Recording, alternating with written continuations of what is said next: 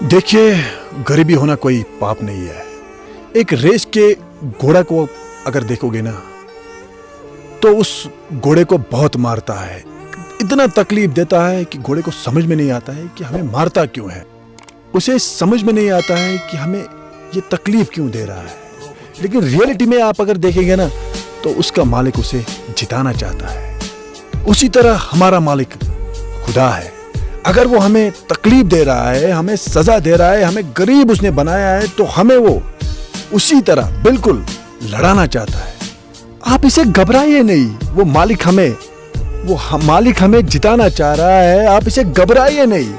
अगर वो घुड़सवार उसको मारेगा नहीं, उसको दौड़ाएगा नहीं, तो आप खुद सोचिए, वो रेस छोड़ के भाग जाएगा। हमें भागना नहीं है, हमें लड़ना है। हमें इन चीजों से लड़ना है, तब जाके हम जीत जाएंगे। तो इन चीजों से आपने घबराना नहीं है, इन चीजों को आपने मुकाबला करना है। अच्छे दिल से, अच्छे ईमान से इन चीजों के साथ आपने लड़ना है। देखिए, जब हम अपने कॉलेज लाइफ में, अपनी स्टूडेंट लाइफ में अगर आपको थोड़ा समय पीछे ले लूँ, तो हम क्या करते थे, हम अपने हाथ में वो झोला लेकर जाते थे।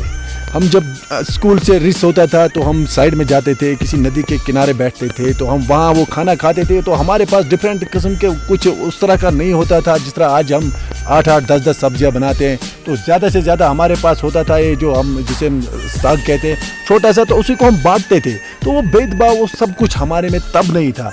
अब आपने क्या कर दिया इस दुनिया को कि अब गरीब को गरीब की नज़र से देखा जाता है, अमीर को अमीर की नज़र से देखा जाता है। रेस्पेक्ट अगर हम देखेंगे तो ज़्यादा गरीब को नहीं बल्कि अमीर को मिलता है। तो इन चीज़ों का भेदभाव हमने नहीं करना चाहिए, क्योंकि हमें सबक यही सिखाता है कि गरीब हो चाहे अमीर हो, जिस तरह आपको पता ही होगी कि हर जगह पे अमीरों की ज़्यादा रेस्पेक्ट होती है। तो इन चीज़ों का हमने ख्याल नहीं करना था। हमने कहा क्या करना था, हमने गरीब को गरीब का रेस्पेक्ट देना था, उसको अपना हक देना था। तो इन चीज़ों को अगर आप माइंड में रखेंगे तो आप बहुत आगे तक जाओगे। और आपको क्या पता कि अल्लाह ने आपको क्यों बनाया है, कैसे बनाया है। तो इन चीज़ों को अगर आपने कहीं गरीब देखा है, अगर आपके पास कैपेसिटी है, तो उसको मदद कीजिए, उसको डोनेट कीजिए, क्योंकि एक दिन वो आपके डोनेशन का आपको फ़ायदा देगा।